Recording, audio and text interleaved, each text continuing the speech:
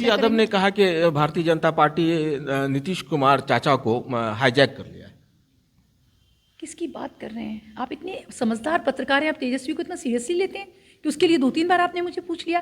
किसी ज़हीन व्यक्ति के बारे में बात करिए। हमारे नए राज्यपाल आए, कितने बुद्धिमान हैं, उनके विषय में आप उनकी बात क्यों नहीं नेता करते? प्रतिपक्ष है मैडम, वो नेता प्रतिपक्ष हैं। वो दुर्भाग्य है बिहार का कि वो नेता प्रतिपक्ष हैं। अब्दुल बारी सिद्दीकी जी नेता बहुत बड़ा प्रतिपक्ष आरोप क्यों? लगा रहे हैं। आरोप है।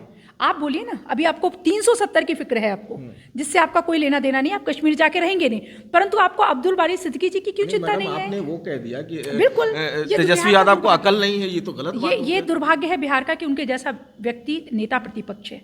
उनके ही दल के किसी सीनियर व्यक्ति को, बहुत सारे लोगों को मैं जानती हूँ जिन्हें बहुत होना चाहिए। बेहतरीन इंग्लिश बोलता है मैडम। इंग्लिश तो अगर आप जिसको इस माहौल में रख देंगे तो बहुत सारे लोग इंग्लिश बोलते हैं। इंग्लिश बोलना कोई क्राइटेरिया नहीं होता है। क्या मतलब आप इंग्लिश बोलना कभी भी योग्यता का क्राइटेरिया नहीं होता है। योग्यता का क्राइटेरिया होता है संवेदनशीलता, जिम्मेदारी, दायित्व।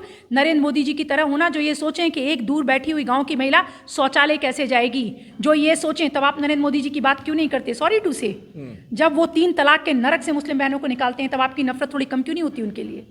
वो व्यक्ति हैं जो सारी संतानों को एक नज़र से देखते हैं। जब वो नीतीश कुमार जैसा कोई जिम्मेदार व्यक्ति जो सोचता है कि गांव की बच्ची के पास यूनिफॉर्म खरीदने के कपड़े नहीं होंगे, साइकिल से दूर स्कूल कैसे जाएगी, तो उनके लिए वो चीज़ें मुहैया कराते हैं, उनके विषय में बात करें। मैडम, आप जिम्मेदार भाजपा के एक जिम्मेदार नेता हैं, नेत्री हैं। ये बताइए कि भारतीय जनता पार्टी 2025 में जो विधानसभा का चुनाव होना है, वो कितनी सीट पर लड़ेगी?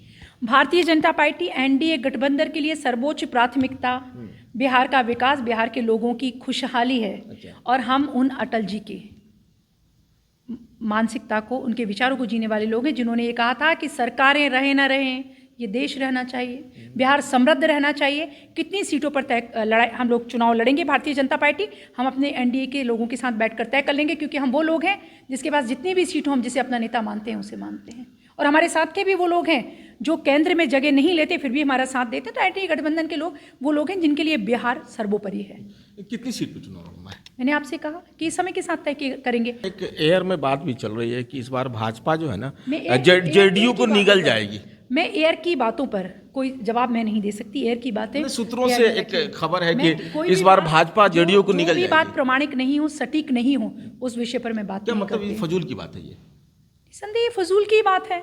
हमारे पास ज़्यादा सीटें नहीं और हमने उनके सम्मान और योग्यता के हिसाब से नीतीश जी को अपना मुख्यमंत्री माना। हम आज भी सम्मान करते हैं। और उसके बाद इस तरह की बात करना, जो भी एयर में कर रहे हैं वो खुद भी एयर में है। फिर ज़मीन की बात करिए, हम लोग एयर में रहते ही नहीं।